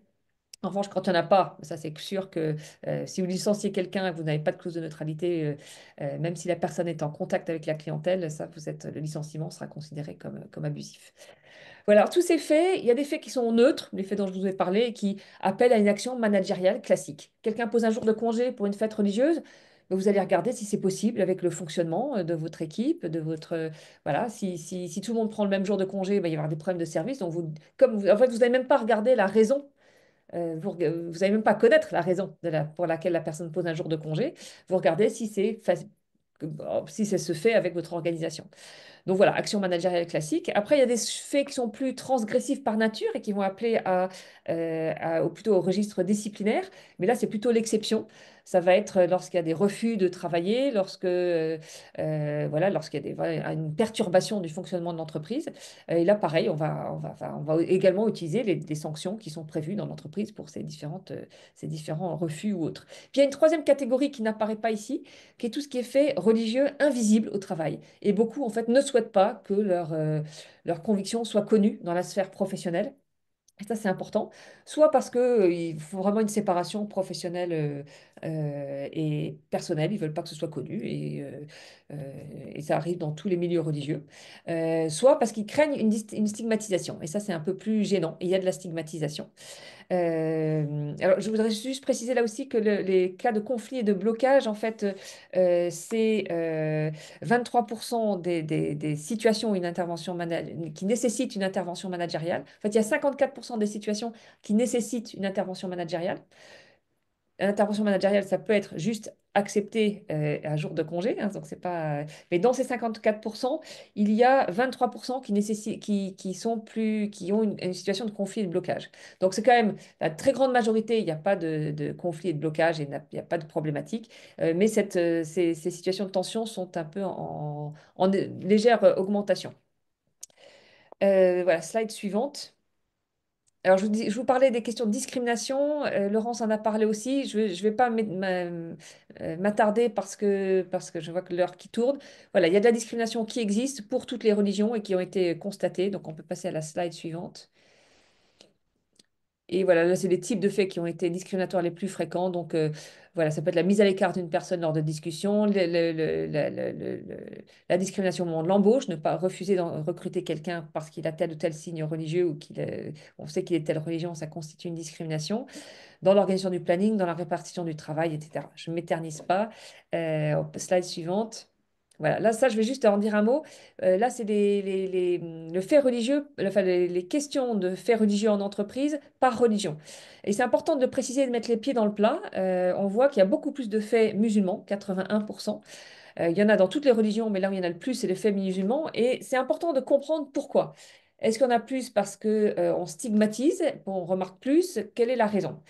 Moi, ma lecture, c'est que c'est assez normal. La religion musulmane est plus récente sur le territoire français. La religion musulmane arrive sur un territoire et dans une culture qui n'a pas été organisée autour des pratiques musulmanes. Il y a beaucoup de références chrétiennes, mais il y a aussi des références non chrétiennes. Mais si on regarde simplement les jours fériés, on a 11 jours fériés. Il y en a 6 qui ont un historique chrétien. Euh, Noël, Pâques, la Toussaint, la Pentecôte, etc., l'Ascension, puisqu'on y est. Euh, et ces fêtes, elles sont religieuses pour ceux qui sont religieux, mais elles sont culturelles pour les autres. Noël, beaucoup de fêtes Noël sans même forcément être croyants. Donc voilà, ça a façonné en fait notre société. Le jour non travaillé de la semaine, c'est le dimanche, c'est pas le vendredi et le samedi. Donc ça marque notre tempo, notre histoire, notre organisation, qui aujourd'hui s'est sécularisée. N'empêche que voilà, donc les musulmans sont arrivés avec des pratiques différentes, avec un jour des prières, une organisation de prières différente. Et on est dans ce temps où on se pose la question, qu'est-ce qui s'intègre, qu'est-ce qui évolue dans la religion, comment est-ce que la religion musulmane peut évoluer, est-ce qu'elle doit évoluer? Ça, c'est une question interne à l'islam. Et la République se pose la question, et l'entreprise regarde comment elle peut, qu'est-ce qu'elle fait évoluer, qu'est-ce qu'elle ne veut pas faire évoluer. Donc voilà, on est dans ce temps de progression et de questionnement. Donc c'est assez naturel et c'est pas une question, il y a de la stigmatisation, mais le fait qu'il y ait plus de faits musulmans, c'est assez compréhensible, assez naturel. Voilà, slide suivante. Alors, la question importante, c'est comment gérer ces questions-là? Comment est-ce qu'on, voilà, vous arrivez, quelqu'un vient avec un entretien d'embauche avec un signe religieux, quelqu'un met un signe religieux en cours, quelqu'un veut faire une prière, demande voilà, qu'est-ce qu'on peut faire? Parce qu'en fait, ce qui est important pour moi, c'est qu'il y ait une cohérence au sein de votre structure. Voilà, vous ne pouvez pas dire oui à l'un et dire non à l'autre. Il faut qu'il y ait une cohérence en fonction des équipes. Alors, ça dépend de la taille de votre structure. Mais voilà, il faut qu'il y ait une cohérence, il faut qu'il y ait une certaine homogénéité, il faut que ce soit en cohérence avec vos valeurs. Et donc, c'est important de définir une politique interne parce que vous avez une marge de manœuvre et parce que vous avez votre activité propre et que l'activité peut déterminer ce qu'il faut faire. Est-ce qu'il faut, alors la première question, est-ce qu'il faut une clause de neutralité ou pas? Ça, il faut voir en fonction de votre activité. Donc moi, voilà, je travaille avec des structures. On a travaillé, on a regardé si c'était utile, important, on a regardé l'impact sur les salariés. Est-ce que c'est, voilà, qu'est-ce qu'on, il y a je travaille avec une association qui a décidé d'avoir une clause de neutralité pour les personnes en contact avec, alors c'est une association qui travaille avec des personnes vulnérables. Elle souhaitait que les personnes qui intervenaient auprès du public puissent être, enfin, auprès des bénéficiaires, ne portent pas de signes religieux. Donc ça a été pas facile de prendre et certaines personnes ont préféré démissionner parce qu'elles souhaitaient garder leurs signes religieux. Donc ça a été, voilà, c'est pas évident à mettre, donc il faut vraiment réfléchir à ça, et donc voir quel est le choix et quel est l'impact de ce choix. Euh, Ensuite, par exemple, sur la question de la prière, vous pouvez décider que dans votre structure, il y a une salle dédiée à la prière. Voilà. J'en connais pas en France qui le fassent, mais vous êtes libre de le faire.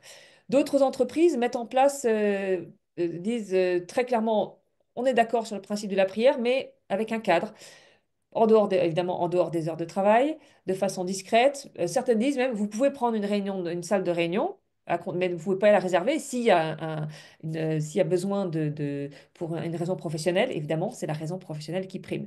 Et puis d'autres disent très clairement, vous ne pouvez pas réserver de salle, on ne peut pas avoir de temps de prière visible ou audible sur les lieux de travail. Donc, on ne peut pas garder les salles de travail, les lieux du travail pour des raisons personnelles. Voilà, donc il y a une marge de manœuvre là-dessus et on peut fixer, au moins c'est clair. Alors, ça peut se formaliser de différentes façons. Ça peut se diffuser d'abord par des clauses dans le règlement intérieur pour certains des points. Ça peut être simplement, ça peut être plus formalisé dans un guide, dans un charte, ou ça peut se faire.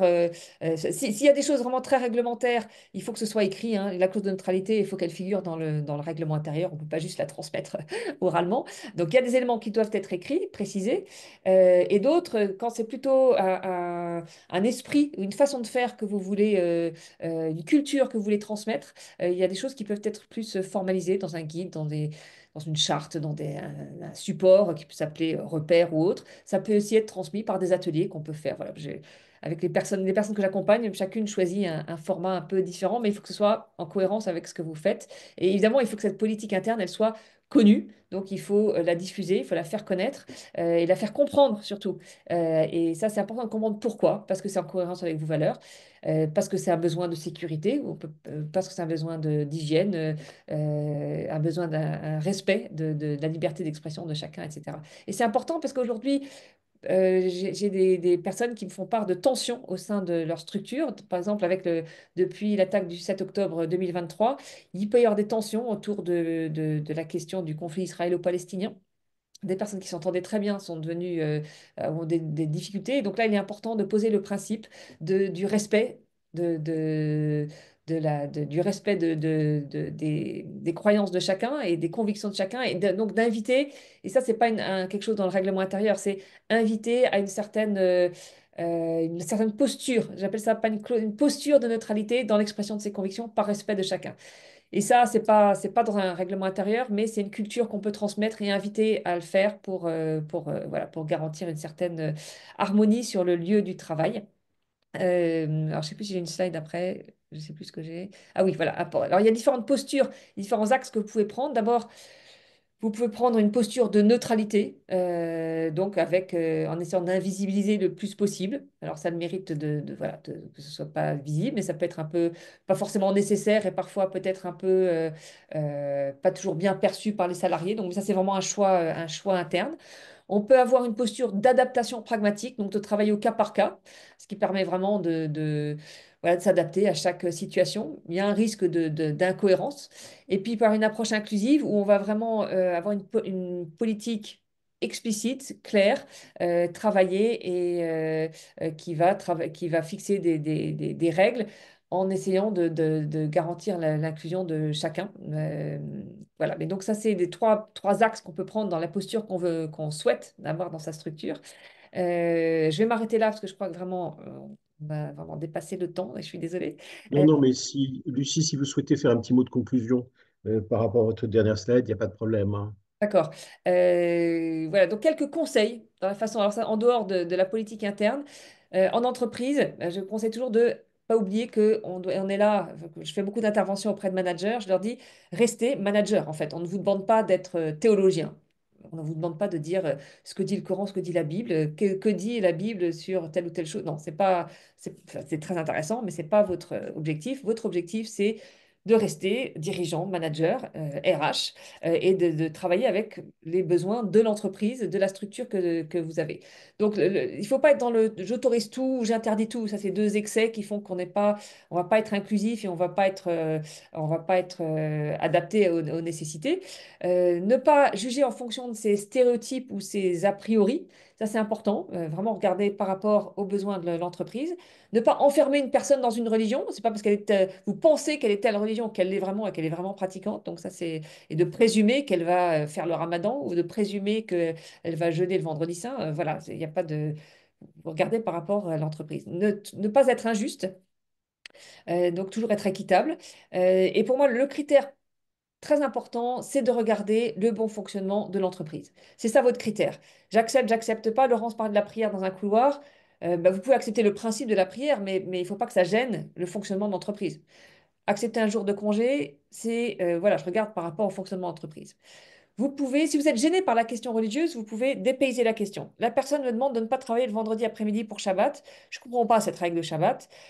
Si elle me demandait la même question, mais parce qu'elle a un entraînement de foot, voilà, comment est-ce que je réagis? Et là, ça oblige en fait à se référencer par rapport au bon fonctionnement de l'entreprise. Et c'est ça qui est important. On ne regarde pas par rapport aux convictions. On respecte les convictions de chacun. Et ça, c'est vraiment important. Ce ne sont pas forcément les vôtres, mais vous avez à respecter ces convictions qui sont tout aussi légitimes que les vôtres. Anticiper le long terme. Quand vous acceptez quelque chose, anticipez ce que ça peut avoir comme conséquence par la suite. Euh, Toujours être dans le dialogue, toujours maintenir ce dialogue, mais toujours avec une certaine fermeté sur ses principes. Ça facilite la compréhension de chacun. Si vous êtes transparent sur vos décisions et que vous êtes à l'aise avec votre décision et que ce n'est pas vraiment une discrimination, vous pouvez en parler très simplement. On va éviter la sanction, évidemment, mais voilà, parfois il est nécessaire d'y recourir. Voilà, je suis allée un peu vite, mais si vous avez des questions après, évidemment, je serai heureuse. On verra pour les questions après. Merci beaucoup à Lucie Noblet pour cette intervention. Je rappelle que Lucie Noblet est dirigeante du cabinet Inagora, qui est spécialiste de ces questions religieuses. Et la parole est maintenant à Suzanne Chamy de l'Institut IDEAS, et je la prie de m'excuser pour ce petit dérapage horaire. Et donc, Suzanne, la parole est à vous. Merci Guillaume, merci Lucie et Laurence d'avoir posé ce cadre aussi précis et surtout ces expériences très concrètes qui nous ont permis de bien cerner ce que l'on met derrière le fait religieux. Peut-être vous expliquer d'où je parle. Marjolaine, si tu veux passer à la slide. Donc voilà ce que je prévois de vous dire très rapidement puisque le temps a tourné beaucoup trop vite au regard des enjeux de ce sujet très sensible. Donc, slide suivante, s'il te plaît, Marjolaine. Voilà, d'où est-ce que je parle? Je dirige l'Institut IDEAS, qui est un institut qui fête ses 20 ans cette année. Et nous proposons des bonnes pratiques, mais nous les proposons sur la base d'une approche de terrain, puisque cela fait plus de 20 ans maintenant que nous accompagnons des associations, des fondations et des fonds de dotation grâce à près de 200 conseillers bénévoles.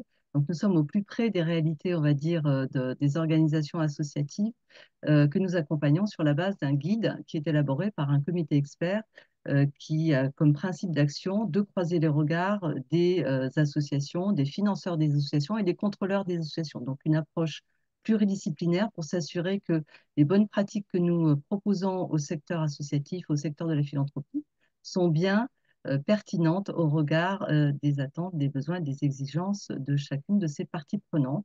Et depuis plus de 20 ans, nous avons développer des outils, tous en libre accès. Donc, je ne peux que vous inviter à aller consulter le site de l'Institut IDEAS, puisque tout ce que nous faisons est totalement accessible. Le guide IDEAS peut être téléchargé. Vous trouverez également en ligne un outil d'autodiagnostic pour évaluer votre organisation au regard de 28 questions que nous considérons comme essentielles à se poser lorsque l'on dirige une association, un fonds de dotation, une fondation. Une web série aussi qui te permet de partager entre dirigeants associatifs les trucs et astuces sur certaines problématiques. Donc voilà, ce que je vais vous présenter aujourd'hui est issu de 20 ans d'accompagnement de terrain. Et donc, on appelle ce processus de recherche-action, observation des pratiques, transformation de ces pratiques en guide méthodologique et déploiement d'un dispositif de pédagogie sur les bonnes pratiques qui vont vous aider concrètement à mieux structurer et à trouver le chemin de progrès adapté à la structuration de votre organisation. On peut passer à la slide suivante. Au cœur de notre dispositif, et du coup, il y a un déroulé, Marjolaine, donc je pense que tu es obligé de faire slide suivante pour faire apparaître voilà, les 3 volets du guide IDEAS. On a parlé tout à l'heure fait religieux, là on est au cœur du fait associatif. Et donc qu'est-ce qui constitue finalement la spécificité d'une organisation associative? C'est ces principes de gouvernance, ce sont ces principes de gestion, notamment dans le volet finance, et puis ce sont ensuite les outils, les dispositifs de pilotage et d'évaluation qu'elle va mettre en œuvre pour pouvoir mettre en œuvre son projet associatif. Donc, ce que vous propose le guide IDEAS des bonnes pratiques, c'est ce chemin de structuration progressif. Il comporte donc ces 3 thèmes qui sont déclinés, vous le voyez là, en 14 objectifs. Et derrière ces 14 objectifs, vous avez 90 bonnes pratiques qui sont proposées dans un ordre logique, c'est-à-dire qu'entre la bonne pratique 1 et la bonne pratique 90, il y a un questionnement logique qui va vous amener progressivement à structurer votre organisation en s'appuyant tout d'abord, et c'est ce qu'on va explorer aujourd'hui ensemble, sur les fondamentaux associatifs. Parce que ce qui va permettre aux dirigeants associatifs de se poser la question de quelle va être ma posture lorsque je suis confrontée à l'irruption du fait religieux dans mon organisation, eh bien, il va falloir que je m'assure d'avoir posé les fondamentaux de mon association et donc de m'être posé les bonnes questions sur ma charte éthique. Mon projet associatif, c'est ce qu'on va voir ensuite. Et ce que nous proposons également dans ce volet gouvernance, vous le voyez, c'est une approche par les risques. On a bien entendu, et Laurence et Lucie l'ont bien illustré, les différentes situations qui peuvent arriver dans une association, dans une entreprise, eh bien, grâce à l'approche par les risques, les managers, les dirigeants des organisations peuvent anticiper Et c'est bien ça ce que l'on préconise, et Lucie n'a pas manqué de le souligner. Il faut se préparer, il faut anticiper sur l'arrivée de ces situations. Et donc, c'est ce que l'on propose au travers d'une gestion des risques dynamiques et de l'élaboration notamment d'une cartographie des risques. Et enfin, dernier point, mais non des moindres, parce que c'est vraiment celui-là qui aujourd'hui est au cœur de notre webinaire, c'est comment on s'assure d'avoir une gestion des richesses humaines en quête d'exemplarité sociale.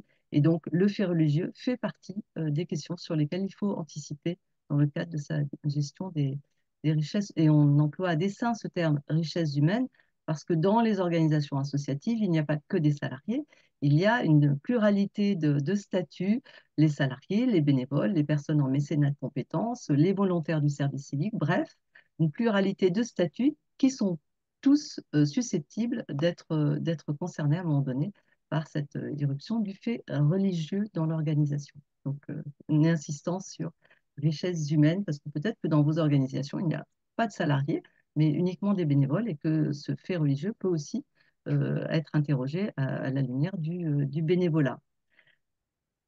Slide suivant. Donc, oui, effectivement, je n'avais pas vu qu'il y avait un... Je suis confuse. Marjolaine, je ne savais pas qu'il y avait un déroulé dans ces slides. La, la première brique de toute organisation associative, et j'insiste bien sur ce terme associatif, c'est d'avoir défini collectivement, et c'est aussi ça qui va différencier peut-être une association d'une entreprise, c'est l'importance que l'on doit porter à la dimension collective et collégiale de la réflexion pour s'assurer que toutes les personnes qui sont impliquées dans l'organisation, à un moment donné, vont se sentir légitimes aussi dans les postures qu'elles vont prendre, parce qu'elles auront été associées finalement à l'élaboration des fondamentaux de l'association. Donc, première bonne pratique du guide IDEAS, évidemment, dans le volet gouvernance, définir clairement le projet associatif, clair et cohérent. Et j'ai beaucoup apprécié l'approche de Lucie sur la nécessaire mise en cohérence d'une organisation entre son projet associatif, sa charte éthique, on le verra ensuite, et puis ses modalités d'action. Parce qu'évidemment, euh, toute faille et toute incohérence dans une organisation et à plusieurs, enfin, à juste titre dans une association pourra être l'occasion à un moment donné d'un dérèglement. Donc, un projet associatif clair et cohérent. Qu'est-ce que c'est que le projet associatif? Qu'est-ce qu'on y trouve? On y trouve la vision, la mission et les valeurs sur lesquelles s'appuie l'association. Donc, je ne vais pas rentrer dans le détail parce que je vois que l'heure déjà tourne, mais c'est vraiment ce triptyque qui est fondamental à être élaboré, en tout cas collectivement, à être posé, partagé et communiqué, évidemment, parce que, Lucie l'a rappelé, sans communication aux parties prenantes, on ne pourra pas ensuite agir en connaissance de cause. Donc, slide suivante, Marjolaine. Deuxième brique essentielle sur laquelle il faut s'accorder collectivement, c'est la charte éthique. C'est la charte dans laquelle on va retrouver évidemment ce que l'on a écrit dans le projet associatif, la vision, la mission, les valeurs, mais on va surtout y retrouver cette notion d'engagement réciproque qui permet aux salariés, aux bénévoles, de savoir finalement à quoi s'engage l'association vis-à-vis de moi, et moi, à quoi, en tant que salarié, en tant que bénévole, à quoi je dois m'engager vis-à-vis de l'association dans laquelle j'interviens. Donc, cette charte éthique va préciser ces règles, et les modalités d'élaboration de la charte éthique vont être aussi un des facteurs de succès de son respect et de sa mise en œuvre. Donc, on recommande évidemment une élaboration collaborative qui associe aussi bien des élus que des bénévoles, que des salariés, pour que l'on soit bien sûr d'entendre et d'être tous alignés finalement sur les fondamentaux de l'association. Donc, et de recueillir, ce faisant, l'adhésion de toutes ces parties prenantes, puisque les règles de comportement vont s'appliquer à toutes et à tous. Donc, vraiment, une notion clé dans cette charte éthique, la notion d'engagement réciproque. Ensuite, Marjolaine, la politique de gestion des risques. Je le disais tout à l'heure, pour pouvoir être prêt à traiter, à agir et non pas à réagir face à une situation qui se présenterait d'irruption du fait religieux dans une organisation, eh bien, avoir réfléchi collectivement au travers d'un exercice de cartographie des risques, permet à chacun d'être et au manager d'être un peu plus serein le jour où cette situation arrive, parce on saura finalement, ah oui, il existe un projet associatif auquel on peut se référer, il existe une charte éthique qui est opposable, on a écrit dans le règlement intérieur une clause de neutralité. Bref, les choses sont formalisées, les dispositifs sont formalisés et ça permet aux managers, aux salariés de savoir finalement le jour où cette situation se présente, on a réfléchi en amont, on ne réagit pas à chaud. Et ça, évidemment, c'est un principe fondamental, ne pas réagir à chaud, mais savoir que la situation a été envisagée et on sait en parade anticipatrice ou préventive ou en agissant suite à la survenance de l'événement, comment on va réagir. Et enfin, et je pense qu'il faut que tu appuies, Marjolaine, voilà, tout cela s'appuie évidemment sur l'élaboration d'une politique de gestion des richesses humaines qui est inspirée par la recherche d'exemplarité sociale. Ça, on va dire, c'est l'objectif, et derrière cet objectif très vaste et très ambitieux, évidemment, on va pouvoir décliner cet objectif au travers de tout ce qu'il faut. Mais là, je ne suis pas DRH, donc ce n'est pas mon métier, mais en tout cas, moi, je peux à ce stade vous dire que dans le guide, en tout cas, on vous propose les modalités qui vont vous permettre de faire face à cette situation de gestion managériale complexe, sensible, comme il a été démontré ce matin. Voilà, j'ai fait très vite pour essayer de respecter le temps, mais sachez que je suis à votre disposition pour répondre à toutes vos questions. Merci beaucoup, Suzanne, pour cette intervention. Alors, j'observe pour nos trois intervenants, et je les en remercie particulièrement, c'est que vous avez été tellement clair et exhaustive que ça n'a pas suscité beaucoup de questions sur le chat. Il y a une question qui témoigne de la qualité de votre intervention, c'est qu'il nous est demandé, je m'adresse à Marjolaine, c'est sous quelle forme on peut avoir le support de ces interventions. Alors, on aura un replay du webinaire et le support de présentation sera disponible sur notre site et il sera envoyé à tous les participants. Eh bien, écoutez, merci beaucoup pour cette précision. Je pense que compte tenu de l'horaire qui est de nos contraintes respectives, on va clore ce webinaire. Donc, un grand merci à Laurence Guettard-Pechnep pour le cabinet FIDAL. Merci beaucoup à Lucille Noblet pour le cabinet Inagora. Et merci beaucoup à Suzanne Chamy de l'Institut IDEAS pour leurs interventions sur ce sujet dont l'un d'entre vous a dit qu'il était difficile et complexe. Et je pense que nous avons contribué aujourd'hui, et nos intervenants ont contribué à le clarifier, le simplifier et le remettre à sa juste proportion. Merci à tous, je vous souhaite une excellente journée et à très bientôt. Et juste pour conclure, nous sommes en train d'étudier la possibilité ou le fait de décliner ce webinaire sous la forme d'un atelier participatif comme nous l'avons déjà fait, c'est-à-dire qu'on va voir ça avec Marjolaine et Lidaf, comment organiser cela, c'est-à-dire que nous pourrions aborder dans le cadre d'un atelier de façon plus pratique les sujets avec des cas précis, des études et des solutions. Merci à tous et excellente journée à tous. À très bientôt.